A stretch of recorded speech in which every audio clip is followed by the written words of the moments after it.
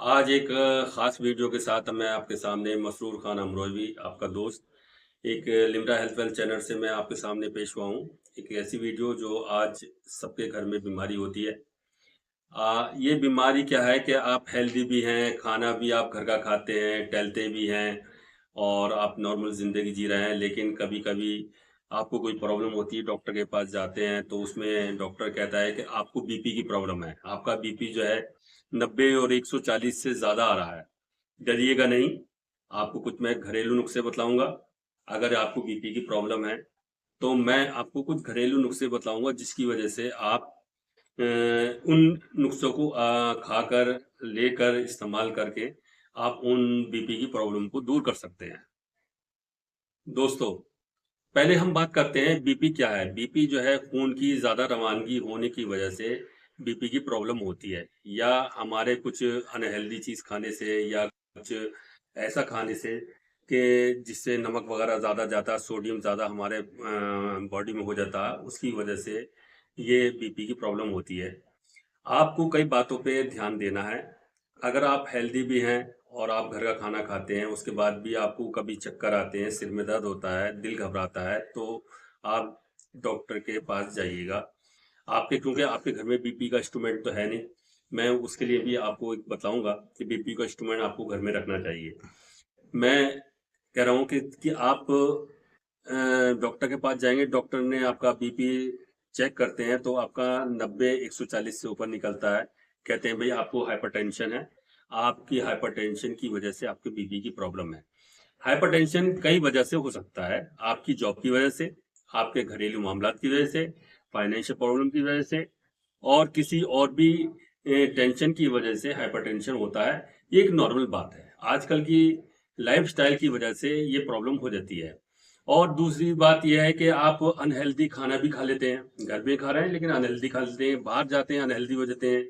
बहुत से लोग ड्रिंक करते हैं, ड्रिंक की वजह से प्रॉब्लम हो जाती है।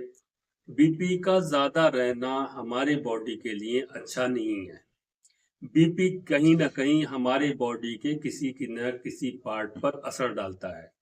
सबसे पहले 2 पार्ट ऐसे हैं जिन पे ज़्यादा असर डालता है, वो है दिल और दूसरा है किडनी। आज किडनी के मरीज बहुत ज़्यादा हैं, वो है बीपी की प्रॉब्लम की वजह से। मैं आपको कुछ बातें ऐसी बताने वाला हूँ, जिसके पर आप एहतियात करेंगे तो शायद आप बीपी की प्रॉब्लम से बच सकते हैं। तो मैं आपको बताना चाहता हूँ कि आपको अनहेल्दी खाना नहीं खाना, ज़्यादा तला भुना। अगर आप जैसे-जैसे आपकी उम्र बढ़ रही है, तले हुए खाने से बचिएगा, मक्खन से बचिएगा।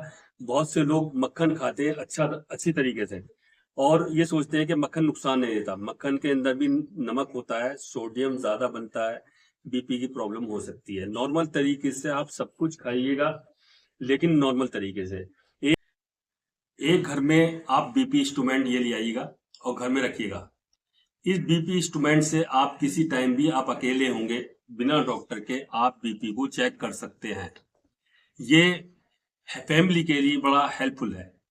आपको कहीं जाने की ज़रूरत नहीं है, आपको कुछ चक्कर आते हैं, सिर में दर्द है, दिल घबरा रहा है, आप फ़ौरन अपने घर में बीपी को चेक कर सकते हैं, डॉक्टर का इंतज़ार नहीं कर सकते। ये बेहतरीन आइटम है। और अनहेल्दी खाने की जो हमने बात कही है, उस पे ध्यान दीजिएगा। ज़्यादा टहलिएगा, ज़्यादा पानी पीजिएगा और अपने खाने की डाइट को कंट्रोल कीजिएगा, फिट रहिएगा।